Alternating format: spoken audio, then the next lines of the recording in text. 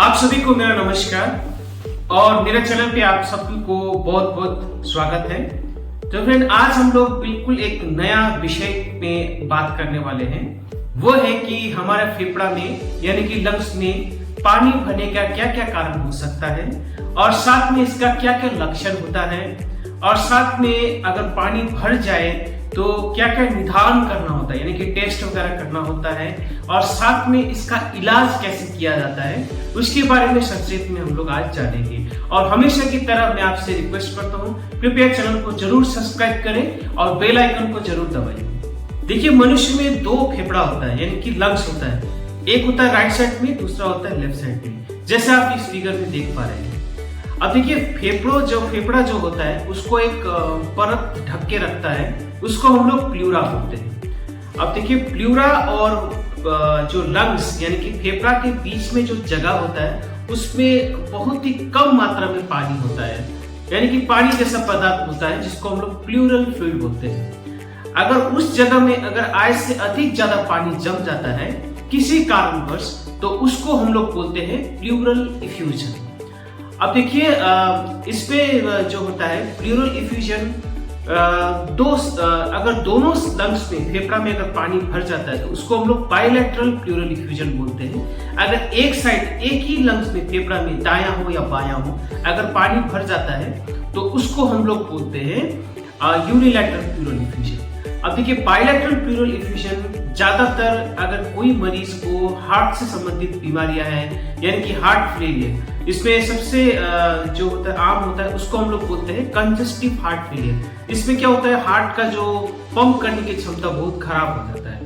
साथ में अगर किडनी का बीमारी हो, किडनी खराब हो किसी का, दोनों गुर्दे खराब हो या फिर लिवर से संबंधित कोई बीमारी होता है तो ऐसे परिस्थिति में ये तीन जो मुख्य जो हमारे जो शरीर में जो ऑर्गन्स होता है अगर खराब होता है तो इसमें लंग्स के दोनों साइड में पानी भर जाता है।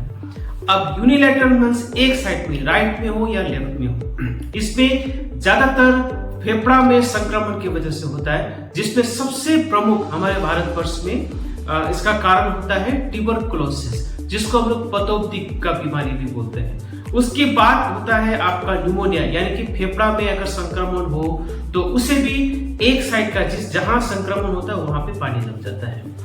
अब देखिए, दूसरा होता है मैलिग्नेंसी यानी कि लंग्स में कैंसर हो और फिर स्तन का कैंसर, उसको हम लोग सीए ब्रेस्ट बोलते हैं। इस कैंसर में एक साइड, जिस साइड में कैंसर हुआ उस साइड में काफी मात्रा में ज्यादा पानी भर जाता है। अब देखिए, किसी में फुंसी भी जम जाता है जिसको हम लोग एम्फाइमा बोलते हैं, वहां पे इन्फेक्शन हो जाता है और सफेद सफेद पस जैसा पदार्थ भी जम जाता है, तो वो भी एक तरीके का प्लूरल इफ्यूजन ही हम लोग बोलते हैं। देखिए, प्लूरल इफ्यूजन का बहुत सारा कारण होता है, लेकिन जो सबसे प्रमुख कारण जो होता है जिसमें आमतौर पे कारण बनता है उसी के बारे में आज हम लोग चर्चा कर रहे हैं। अब देखिए, जो प्लूरल फ्लूइड जो होता है इसमें ये भी दो प्रकार के होता है इफ्यूजन, प्लूरल इफ्यूजन। पहले तो हम बता दिए कि ये कौन सा साइड में, दोनों साइड में है कि एक साइड में है, इसके हिसाब से बायलैटरल और यूनिलैटरल। अब इसमें जो प्लूरल फ्लूइड में जो प्रोटीन की मात्रा, उसके आधार पर हम लोग प्लूरल फ्लूइड को दो भागों में विभाजित कर सकते हैं। एक तो होता है कि अगर प्लूरल फ्लूइड में प्रोटीन की मात्रा कम हो उसको हम लोग ट्रांसुडेटिव प्लूरल इफ्यूजन बोलते हैं, और दूसरा होता है उसमें प्रोटीन की मात्रा ज्यादा होता है जिसको हम लोग एक्सुडेटिव प्लूरल इफ्यूजन बोलते हैं। अब देखिए, जैसे प्लूरल इफ्यूजन की बात करते हैं तो थोड़ा सा हम लोग ये ट्यूबरकुलोसिस के बारे में भी हम लोग बात करते हैं। देखिए, सबसे जो प्रमुख, अगर किसी को पतौती यानी कि टीबी का बीमार होता है तो वो सबसे ज्यादा तो जो संक्रमण होता है वो फेफड़ा में दिखाई देता है। अब देखिए, मैंने आपको आगे वाला वीडियो में ही बोल दिया है कि फेफड़ा को एक पदार्थ ढक के रखता है जिसको हम लोग प्लूरा बोलते हैं। अगर उस साइड में अगर ट्यूबरकुलोसिस हो, पतौती का संक्रमण हो, तो उसको हम लोग बोलते हैं एक्स्ट्रा पल्मोनरी ट्यूबरकुलोसिस।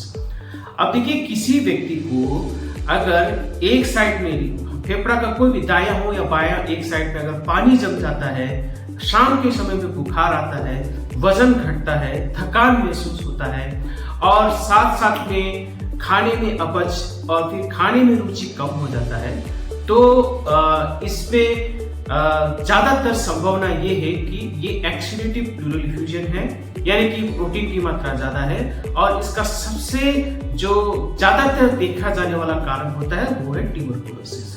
अब ज्यादातर ये जो ट्यूबरकुलोसिस, ऐसा वाला ट्यूबरकुलोसिस जो होता है जो कि वयस्क लोग और 30 से 40 साल की उम्र के लोग में ये ज्यादा भारतवर्ष में ऐसा बीमारी देखा जाता है।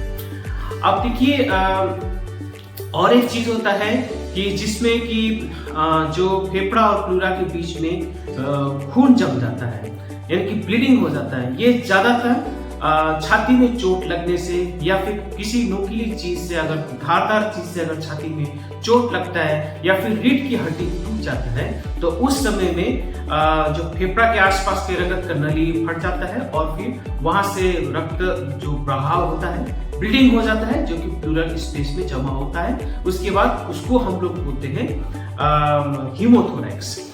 अब देखिए लक्षण की बात करें तो इसमें सबसे प्रमुख लक्षण होता है कि आपको लगातार ज्यादातर खांसी, सूखा खांसी होता है, और साथ साथ में आप अगर लंबा गहरा सांस लेते हैं तो उस समय भी खांसी होता है, और साथ में छाती में दर्द होता है। ऐसा लगता है कि कोई सुई जो होता है आपका छाती में चुभ रहा हो, और साथ में आपको चलने में आपको सांस लेने में दिक्कत हो सकता है, उसको हम लोग बोलते हैं डिस्निया। और साथ में अगर आप ऐसा सीधा होकर आप सोते हैं तो उस समय आपको सांस लेने में दिक्कत हो सकता है। अगर देखिए प्लूरल इफ्यूजन, यानी कि दोनों लंग्स में, दोनों साइड में अगर पानी भर जाता है, साथ साथ में सांस लेने में दिक्कत होता है, अगर पेशाब आपको कम होता है और हाथ पांव फूल जाता है, तो ये संकेत करता है कि आपका किडनी में कुछ प्रॉब्लम है, या किडनी की खराबी के चलते आपका फेफड़ा में पानी भर गया है। अब देखिए अगर किसी को प्लूरल इफ्यूजन हुआ है तो इसका इलाज कैसा किया जाता है और क्या क्या निदान हम लोग, यानी कि डायग्नोसिस के लिए हम लोग क्या क्या करते हैं। सबसे पहले तो हम लोग छाती के एक्सरे करते हैं, इससे छाती में पानी है कि नहीं वो पता लगाते हैं, पता लगाने में मदद करता है। साथ साथ में छाती के अंदर कोई और बीमारी तो नहीं है जो कि पानी जो छाती में पानी के भराव का कारण बन सकता है, ये सब हम लोग को पता चलता है। देखिए अगर एक्सरे में अगर प्लूरल इफ्यूजन दिखाई देता है, पता चल जाता है, तो इसका मतलब ये तय है कि आपका जो फेफड़ा के अंदर 200 ml से ज्यादा पानी भर चुका है, तभी हम लोग को एक्सरे में दिखाई देता है। इसको छोड़ के हम लोग high resolution CT scan thorax हम लोग करते हैं, जिसको हम लोग HRCT बोलते हैं, और साथ में हम लोग फिर अल्ट्रासाउंड करके भी हम लोग पता लगा सकते हैं कि पानी भरा है कि नहीं है, और कितना मात्रा में पानी भरा है वो भी हम लोग पता कर सकते हैं। अब देखिए इसमें इलाज कैसा होता है। देखिए अगर कोई भी मरीज को अगर छाती में पानी भरा है तो ये गंभीर बीमारी का संकेत ये देता है।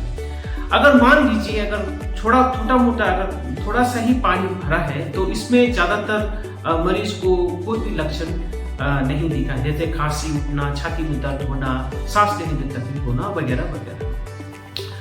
अब देखिए इसमें जो हम लोग इलाज की बात करें तो इसमें हम लोग 2 तरीका का इलाज करते हैं। सबसे पहले तो अगर ये ट्रांजिटिव प्लूरल इफ्यूजन है, यानी कि हार्ट से, किडनी से अगर लंग्स से समस्या की वजह से पानी जमा है, तो उसमें हम लोग डायलिसिस हो या फिर डायरेटिक्स करके एक दवाई होता है जो कि शरीर से पानी निकालने में मदद करता है। इसके जरिए ये पानी को ये कम किया जा सकता है, और साथ साथ में लक्षणों को भी इससे काफी राहत मिल सकता है।